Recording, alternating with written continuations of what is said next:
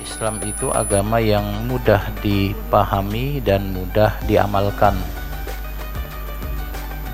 Bagi saya ini adalah salah satu karakter dari agama Islam. Jadi Islam itu seharusnya ajarannya gampang dipahami dan gampang untuk diamalkan.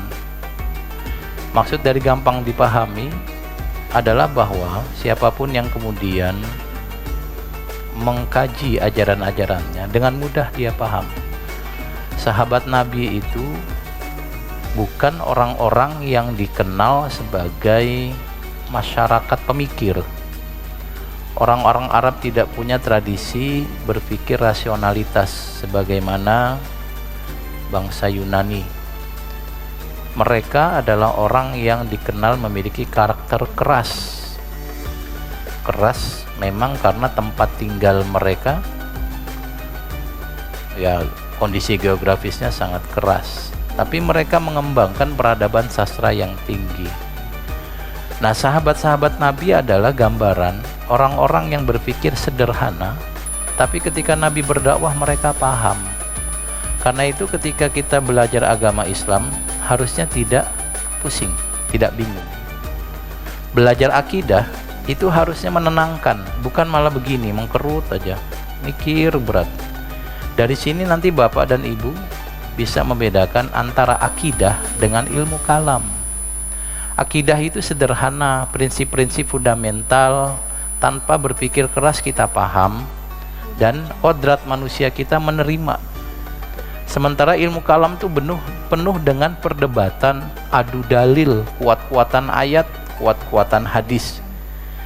Nah, nanti kalau Bapak dan Ibu mendengar penjelasan tentang ketuhanan, kenabian, tapi kok isinya adalah menurut ini, ayatnya ini berbeda dengan yang itu, ayatnya itu namanya ilmu kalam, bukan akidah.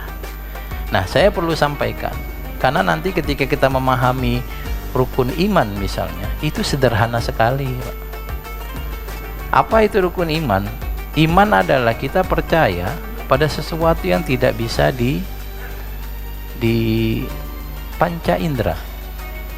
Kita percaya ada sesuatu yang kita nggak pernah lihat, kita nggak pernah dengar, kita nggak pernah pegang, kita nggak pernah cium, kita nggak pernah rasa. Allah itu kita imani, dan kita tidak pernah melihat Allah, mendengar Allah, merasa Allah, mencium Allah. Kalau nanti ada orang yang mengklaim dia mampu melihat Allah selain Nabi, pasti bohong. Pasti bohong. Malaikat juga demikian. Neraka, surga juga demikian. Nah, kita percaya walaupun kita tidak pernah mengindra itu semua. Nah, konsep keimanan itu sederhana. Masuklah kita pada rukun iman percaya kepada Nabi. Itu sederhana. Percaya pada Nabi artinya kita percaya ada orang yang namanya Muhammad dan dia menerima wahyu dari Allah. Itu saja. Karena nanti ada orang yang gak percaya ada sosok Muhammad.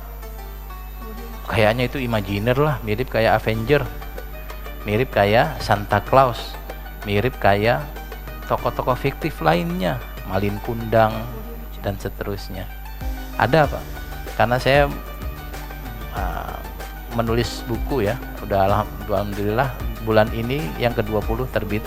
Tapi di buku yang ke-17 saya nyatakan bahwa ada orang yang menyatakan Muhammad adalah tokoh fiktif. Baik, kita percaya ada orang namanya Muhammad dan kita percaya dia nabi. Itu saja, Pak. Karena nanti Abu Jahal dan Abu Lahab percaya ada Muhammad. Mereka ketemu, bisa berbicara dengan nabi, tapi nggak percaya bahwa Muhammad itu nabi. Karena ciri nabinya nggak ada. Orang yang menjadi nabi itu hanya orang yang menyatakan saya mendapat wahyu, tidak mendapat sertifikat dari Tuhan. Misalnya ada sertifikat dari Tuhan yang bertanda tangan di bawah ini, Jibril menyatakan bahwa Muhammad lahir tanggal 12 Februari awal tahun gajah, alamat sekian, adalah nabi. Nggak ada begitu, Pak. Keimanan yang membuat kita percaya beliau mendapatkan wahyu, dan itu dilakukan oleh sahabat dan sederhana. Gampang sekali beriman kepada Nabi, yaitu percaya ada orang namanya Muhammad dan percaya bahwa orang itu mendapat wahyu.